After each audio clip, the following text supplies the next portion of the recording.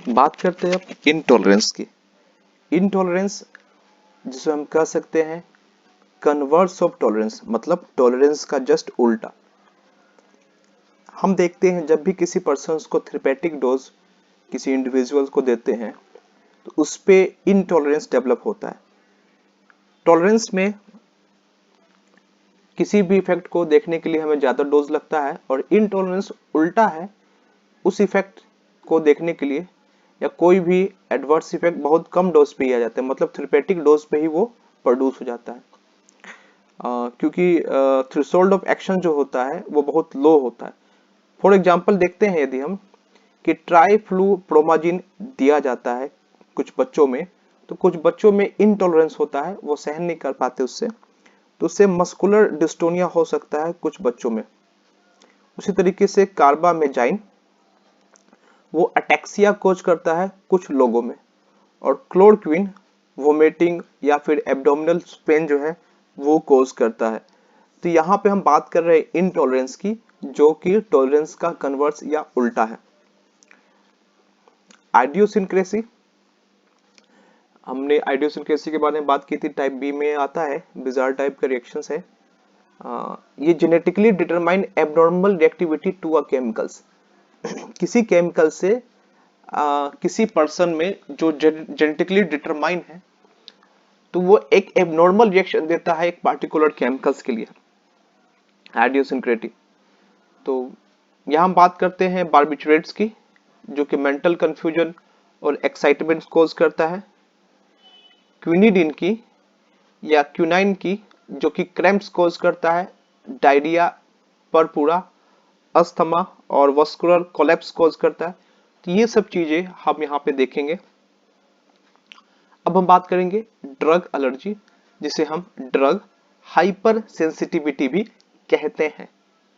ये एक immunological mediated reaction है जो कि स्टीरियोटाइप्स सिम्टम्स को प्रोड्यूस करता है, और ये लार्जली इंडिपेंडेंट है डोजेस से, मतलब हम डोज को बढ़ाएं या घटाएं उससे इसका कोई लेना देना नहीं है।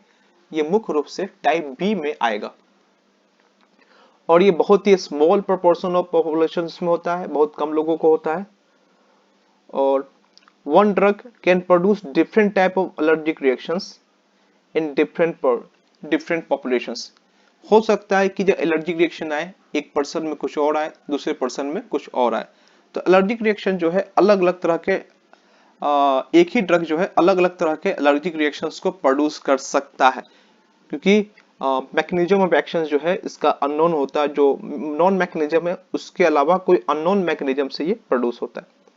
तो ड्रग एलर्जी की यदि बात की जाए तो drug allergy type 1, type 2, type 3 और टाइप 4 है। ये 4 तरह की ड्रग एलर्जी देखी जाती है, जिसमें हम बात करें एनाफिलेक्टिक या इमीडिएट हाइपरसेंसिटिविटी, जिसे टाइप 1 कहते हैं। एना का मतलब होता है अंगेस्ट और फ्लेक्सिस का मतलब होता है प्रोटेक्शंस, मतलब कि प्रोटेक्शंस के अंगेस्ट में बहुत ही इमीडिएट हाइपरसेंसिटिविटी, ये बहुत जल्दी होता है, इमीडिएट रिस्पॉन्स होता है किसी भी एलर्जी का, कुछ मिनटों या कुछ सेकंड के अंदर ही आ जाता है। और इसमें मुख्य रूप से हमारे शरीर में इम्यूनोग्लोबिन ई नामक एंटीबॉडी जो है वो रिस्पॉन्स करता है किसी भी अलर्गन का। यहाँ पे allergens pollen grain, animal hairs, home dust, food, ये सब चीजें हो सकती है। एनाफिलेक्टिक हाइपरसेंसिटिविटी रिएक्शंस दो तरह के हो सकते हैं, लोकलाइज जिसे हम अटोपी कहते हैं, या सिस्टेमिक जिसे हम जनरलाइज कहते हैं। लोकलाइज में किसी लोकल जगह पर ही बॉडी के ये रिएक्शंस दिखेंगे, और सिस्टेमिक में ये पूरे बॉडी में दिखना स्टार्ट हो जाएगा, सिस्टेमिक में भी। तो सिस्टेमिक थोड़ा ज़्यादा खतरनाक है एज कम्पेयर टू लोकलाइज। तो यहाँ पर कुछ मैकेनिज्म के थ्रू हम ये समझते हैं कि टाइप 1 रिएक्शन कैसे होता है। सबसे पहले एंटीजन आकर एंटीजन प्रेजेंटिंग सेल्स पे बाइंड करता है, और इसके बाद ये TH2 सेल्स को एक्टिवेट करता है। यहाँ देखिएगा कि यहाँ पे एंटीजन प्रेजेंटेशन होता है, फिर यहाँ पे इम्यूनोग्लोबिन 4 और इम्यूनोग्लोबिन 3 जो है वो रिलीज होता है, जो कि बीटा सेल्स से इम्यूनोग्लोबिन ई का प्रोडक्शन करता है। ये हीमोग्लोबिन ई जो है ये बीटा सेल से रिलीज होता है और रिलीज होने के बाद मास्ट सेल्स पे जाकर बाइंड करता है और मास्ट सेल्स पे जैसे ही बाइंड करेगा तो एंटीजन भी इससे जाकर बाइंड करेगा। तो देखेंगे जैसे एंटीजन और इम्यूनोग्लोबिन ई आकर बाइंड करता है तो यहाँ से कुछ मीडिएटर्स रिलीज होते हैं, जैसे इम्यूनोग्लोबिन ई, इम्यूनोग्लोबिन एल और कुछ मीडिएटर्स, जिस कारण से ये मीडिएटर जो है, इस मीडिएटर के कारण जो रिस्पॉन्स आता है जैसा कि इन्फ्लामेटरी सेल्स एक्टिवेशंस या टिश्यू नेक्रोसिस फैक्टर, ये सब काफी सारे मीडिएटर्स है जो कि यहाँ पे रिस्पॉन्स को प्रोड्यूस करते हैं। और यहाँ से कुछ मीडिएटर्स जो है वो बीटा सेल्स को भी एक्टिवेट करता हुआ देखा जाता है। तो ये जो इंपॉर्टेंस है यहाँ पे इसी चीज की इंपॉर्टेंस को बताई गई है। लोकल एनाफ्लेक्सिस में हम देखेंगे यदि लोकली है तो आपका स्किन रेडनेस आता है, ये आएगा लोकल एनाफ्लेक्सिस में क्योंकि लोकली हुआ है, कहीं पे स्किन पे ही सिर्फ है। आंखों में पानी आना, वाटरली आइज, हिप्स या एक तरह का स्किन इरप्शंस है, स्किन पे दिखता है, अस्थमा या डाइजेस्टिव डिस्टर्बेंस, ये कुछ ऐसे हैं जो लोकल एनाफ्लेक्सिस के अंदर आते हैं। सिस्टेमिक या जनरलाइज एनाफ्लेक्सिस में लाइफ थ्रेटनिंग रिएक्शंस होगी, जैसे आपके एयरवेज का कंस्ट्रक्शन हो जाएगा जिससे सांस लेने में दिक्कत होगी, एनाफ्लेक्टिक शॉक होंगे और आपका ब्लड प्रेशर एकदम से ड्रॉप हो जाएगा, गिर जाएगा। ट्रीटमेंट क्या है टाइप 1 हाइपर सेंसिटिविटी की? ट्रीटमेंट में हम मुख्य रूप से यूज करते हैं NSAID को, non steroidal anti inflammatory drugs को। एंटी इंफ्लेमेटरी ड्रग्स भी यूज होते हैं जैसे aspirin, indomethacin, glucocorticoids, cromolyns relief symptoms वगैरह। एफेड्रिन भी यूज होता है to contract the mediator such as the low blood pressures, और ब्रोंकोस्पास को मीडिएट करने के लिए यदि ब्लड प्रेशर कम हो गया है या ब्रोंकोस्पास हो गया है तो उसके लिए हम एफेड्रिन का भी इस्तेमाल करते हैं। और इम्यूनोग्लोबिन जी को डीसेंसिटाइज करने के लिए, तो डीसेंसिटाइज बाय द, क्योंकि यहाँ पे देखेंगे जो इम्यूनोग्लोबिन था, इम्यूनोग्लोबिन ई यहाँ पे है जिससे आया है, तो हम लोग डीसेंसिटाइज करते हैं by inducing the immunoglobulin G immune response, और डाइवर्ट कर देंगे अपने इम्यून रिस्पॉन्स को ताकि वो इम्यूनोग्लोबिन ई का प्रोडक्शन ना कर सके, जिसे बी वेनअप से इम्यूनोग्लोबिन ई जो है वो प्रोड्यूस होता है। तो हमने कोई दूसरा इम्यून रिस्पॉन्स या डाइवर्ट करेंगे इम्यूनोग्लोबिन जी के रिस्पॉन्स को। टाइप 2 जिसे कहते हैं साइटोटॉक्सिक या साइटोलाइटिक हाइपर सेंसिटिव रिएक्शंस, इसमें बात करेंगे टाइप ऑफ एलर्जिक जो elicited by the antigen on a cell specific RBC. It result in the destruction of host cells either by the lysis और टॉक्सिक मेडिएटर्स। यहाँ पर immunoglobulin G, immunoglobulin M antibody जो है वो directly काम करता है अगेंस्ट में सेल सरफेस और टिश्यू एसोसिएटेड एंटीजन में, usually stimulated the complementary pathway और वैरायटी ऑफ इफेक्टर सेल्स, और एंटीबॉडी इंटरएक्ट करेगा कॉम्प्लीमेंट्री इफेक्टर सेल से थ्रू देयर एफसी रीजन्स। तो यहाँ पे कुछ हाइपर सेंसिटिविटी है जैसे थ्रोम्बोसाइटोपेनिया जिसमें प्लेटलेट्स का कंसंट्रेशन काफी कम हो जाता है, agranulocytosis, aplastic anaemia, autoimmune haemolytic anaemia, organ damage जिसमें लीवर, किडनी या मसल्स है, सिस्टेमिक लूपस इरिथेमेटस, और transfusion of different blood groups, उसमें भी जो रिएक्शंस आते हैं वो टाइप 2 हाइपर सेंसिटिविटी रिएक्शंस आएंगे। रिटार्डेस अर्थेस इम्यून कॉम्प्लेक्स बनता है टाइप 3 में। इसमें बात करेंगे कि टाइप 3 में एंटीजन एंटीबॉडी कॉम्प्लेक्स होता है, large immune complex are engulf होता है जो कि फेगोसाइटोसिस से डिस्ट्रॉय होता है, और हाइपर सेंसिटिविटी अगर होती है एंटीजन एंटीबॉडी कॉम्प्लेक्स परसिस्टेंट और कंटिन्यूअस फॉर्मेशन होगा। टाइप 3 में कुछ इस तरह से आपको दिखेंगे जैसे persistence viral bacteria, protozoa infection together with the weak antibody response lead to chronic immune complex formations. फिर इसमें डिपोजिशन होगा कॉम्प्लेक्स इन होस्ट सेल्स में, और ऑटो एंटीबॉडी जो है to self antigen lead to the prolong immune complex अगर ये type 3 में देखा जाता है। मैनिफेस्टेशन क्या होगा टाइप 3 का वो देख लेते हैं।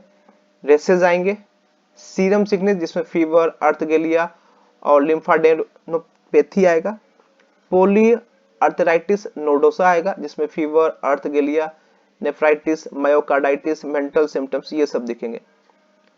सेल मीडिएटेड या डिले हाइपरसेंसिटिविटी की बात की जाए तो यहाँ पर हम देखेंगे कि this reaction mediated by the T cell not by the antibody.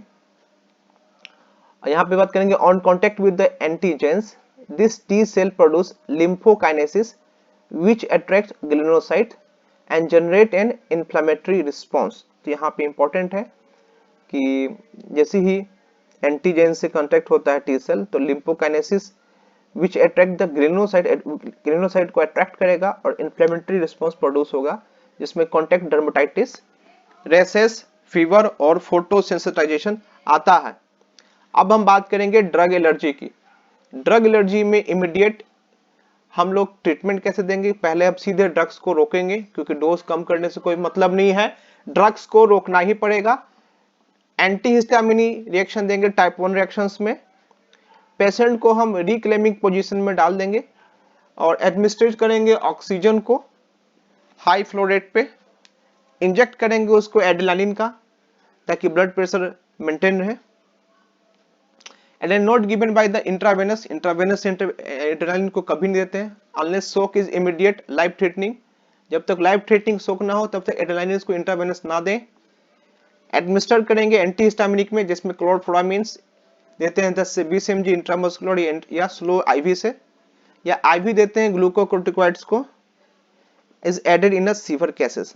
तो यहाँ पे हम बात करते हैं इस 7 तरह के इमीडिएट रिएक्शंस की, टाइप 1, टाइप 2, टाइप 3 और टाइप 4। इसका कंपैरिजन हम देख लेते हैं। यहाँ पे बात करते हैं एंटीबॉडी कौन सा होता है टाइप 1 में। टाइप 1 में होता है इम्यूनोग्लोबिन ई एंटीबॉडी, टाइप 2 में इम्यूनोग्लोबिन जी और इम्यूनोग्लोबिन एम, टाइप 3 में इम्यूनोग्लोबिन जी, इम्यूनोग्लोबिन एम और टाइप 4 में होता है टी सेल्स। अदर मीडिएटर देखेंगे कौन कौन से मीडिएटर है। टाइप 1 में है mast cell, basophils, histamine, prostaglandin और ल्यूकोटाइन्स। टाइप 2 में मीडिएटर है कॉम्प्लीमेंट, टाइप 3 में है कॉम्प्लीमेंट इन्फ्लेमेटरी फैक्टर्स, इस्नोफिल्स और न्यूट्रोफिल्स और टाइप 4 में है लिम्फोकाइनेस और मैक्रोफेजेस। एंटीजन की बात की जाए तो इसमें सोलूबल और पार्टिकुलर एंटीजेंस होंगे। टाइप 2 में हम बात करें तो यहाँ पे ऑन द सेल सरफेस पे देखा जाएगा एंटी सेल्स प्रेजेंट होते हैं। टाइप 3 में सोलूबल और पार्टिकुलर एंटीजेंस होंगे। टाइप 4 में ऑन द सेल सरफेस पे एंटीजेंस देखे जाते हैं। रिएक्शन टाइम देखेंगे तो सेकेंड से 30 मिनट का रिएक्शन टाइम देखा जाता है टाइप 1 में। टाइप 2 में वेरिएबल और यूजुअली आवर्स देखे जाते हैं टाइप 2 में। टाइप 3 में 3 से 8 घंटे का देखा जाता है रिएक्शन टाइप और टाइप 4 में 24 घंटे से लेके 4 और मोर वीक भी लग सकता है रिएक्शन टाइम। कब रिएक्शन अकर होता है, कितने जल्दी अकर होता है, ये देखना है इसमें। नेचर ऑफ रिएक्शन देखा जाए किस तरह का रिएक्शन होता है इसमें। लोकल व्हील और फ्लेयर एयरवेज रिस्ट्रिक्शन देखे जा सकते हैं या एनाफ्लैक्टिक शॉक भी इसमें देखा जा सकता है। क्लम्पिंग ऑफ इरिथ्रोसाइट देखा जा सकता है और सेल डिस्ट्रक्शन भी देखा जाता है टाइप 2 में। टाइप 3 में एक्यूट इन्फ्लामेशन देखा जाता है और टाइप 4 में सेल मीडिएटेड सेल डिस्ट्रक्शन देखा जाता है। थेरेपी की बात की जाए तो यहाँ पे डीसेंसिटाइजेशन थेरेपी की जाती है ताकि आपका इम्यूनोग्लोबिन ई जो है वो डीसेंसिटाइज हो जाए। दूसरा इम्यूनिटी हम प्रोड्यूस करते हैं, एंटीहिस्टामिनिक देते हैं, स्टेरॉइड देते हैं। टाइप 2 में मुख्य रूप से स्टेरॉइड, टाइप 3 में भी स्टेरॉइड और टाइप 4 में भी स्टेरॉइड ड्रग का इस्तेमाल मुख्य रूप से किया जाता है। तो यहाँ पे हमने पढ़ा 4 तरह के हाइपर सेंसिटिविटी रिएक्शंस। अब पढ़ते हैं फोटो सेंसिटिविटी को। फोटो का मतलब होता है लाइट। तो लाइट से जो स्किन पे सेंसिटिविटी देखी जाती है वो फोटो सेंसिटिविटी रिएक्शंस के अंदर आता है। अब फोटो सेंसिटिविटी रिएक्शंस की यदि हम बात करें तो ये कुटेनियस रिएक्शन है from the drug induce sensitising of the skin to the UV light. जब आपके स्किन पे यूवी लाइट पड़ता है तो स्किन के नीचे जो ड्रग है उसके साथ होने वाला ये कुटेनियस रिएक्शन है। फोटो सेंसिटिविटी रिएक्शंस भी 2 तरह के हो सकते हैं, एक तो फोटो एलर्जिक रिएक्शंस और दूसरा हो सकता है फोटोटॉक्सिक रिएक्शंस। यदि हम बात करें फोटोटॉक्सिक रिएक्शंस की तो फोटोटॉक्सिक रिएक्शन एक्युमुलेट होता है ड्रग या इसका कोई मेटाबोलाइट आपके स्किन के जस्ट नीचे में या स्किन में और वो एब्जॉर्ब करता है लाइट को और वो फिर फोटोकेमिकल रिएक्शन प्रोड्यूस करता है। उसके बाद फोटोबायोलॉजिकल रिएक्शन होंगे और फोटोटॉक्सिक रिएक्शन में जो वेव लेंथ होता है यूवी लाइट का वो देखा गया यूवीबी या 290 से 320 नैनोमीटर्स। मोर कॉमन होता है फोटो एलर्जिक से, मतलब ये देखा जाए तो मोर कॉमन है फोटो एलर्जी जो होता है मोर कॉमन नहीं होता, फोटोटॉक्सिक मोर कॉमन है। ये लोकल टिश्यू को डैमेज करता है। इसका जो एग्जांपल होगा फोटोटॉक्सिक रिएक्शन में, जैसे आप स्किन पे सनबर्न, तो बहुत सारे मेडिसिन को आप लगा के या कंज्यूम करने के बाद आपको धूप में नहीं जाना, ये ध्यान रखना है, नहीं तो उससे फोटोटॉक्सिक या फोटो एलर्जिक रिएक्शन हो सकते हैं, जो दोनों फोटो सेंसिटिविटी रिएक्शंस के अंदर आते हैं। तो सनबर्न का दिखना, इरिथमा या एडिमा या ब्लिस्टरिंग होना स्किन का, ये देखा जाता है। फोटोटॉक्सिक रिएक्शन में भी एक्यूट रिएक्शन देने वाले में डेमोसाइक्लिन या टार प्रोडक्ट है, जिसको आप यूज करके आप धूप में ना जाए, या क्रोनिक मतलब नेलिडक्सिक एसिड या फ्लोरक्यून्स, सल्फोन्स या सल्फोनामाइड, फिनोथायाजिन, थायाजाइड या अमायोडेनोन है, ये क्रोनिक है, तो इस ड्रग्स का इस्तेमाल करके धूप में ना जाए। फोटो एलर्जिक रिएक्शंस की बात की जाए तो फोटो एलर्जिक रिएक्शंस में ड्रग या इसका मेटाबोलाइट इंड्यूस करता है सेल मीडिएटेड इम्यून रिस्पांस, और इसमें वेवलेंथ जो होता है काफी लॉन्गर होता है, जिसमें UVA या 320 से 400 नैनोमीटर का वेवलेंथ देखा जाता है। यहाँ पे पॉपुलर या एक्जिमेटस कॉन्टैक्ट डर्मेटाइटिस देखा जाता है। फोटोलर्जिक रिएक्शन में ये प्रोड्यूस हो सकता है आपका पेपुलर या एक्जिमेटस कॉन्टैक्ट डर्मेटाइटिस। इसमें रेयरली एंटीबॉडी मीडिएटेड फोटोलर्जिक रिएक्शंस होते हैं। यहाँ पे एंटीबॉडी मीडिएटेड नहीं होते हैं, बल्कि टाइप 4 टाइप का जो होता है वो ज्यादातर देखा जाता है हाइपर सेंसिटिविटी में। तो टाइप 3 तक देखा, 1 2 3 जो है हमने अभी भी पढ़ा था, कि हमने जस्ट अभी पढ़ा कि यहाँ पे टाइप 1 टाइप 2 और टाइप 3 में एंटीबॉडी है, लेकिन टाइप 4 जो है वो सेल मीडिएटेड है, ये एंटीबॉडी मीडिएटेड नहीं है। तो यहाँ पे फोटोलर्जिक में भी एंटी मीडिएटेड रेयरली देखा जाता है, मुख्य रूप से सेल मीडिएटेड देखा जाता है, मुख्य रूप से टी सेल्स। यहाँ पे कुछ एग्जांपल है जिससे फोटोलर्जिक रिएक्शन हो सकते हैं, सल्फोनामाइड, सल्फोनिलुरिया और ग्लिसियोफोल्मिन, इसके साथ साथ क्लोरोक्विन और क्लोरप्रोमाजिन्स। अब बात करते हैं टेरेटोजेनिसिटी की, लेकिन उसके पहले लेते हैं एक छोटा सा विश्राम। तब तक आप हमारे चैनल्स को सब्सक्राइब कीजिए, लाइक कीजिए।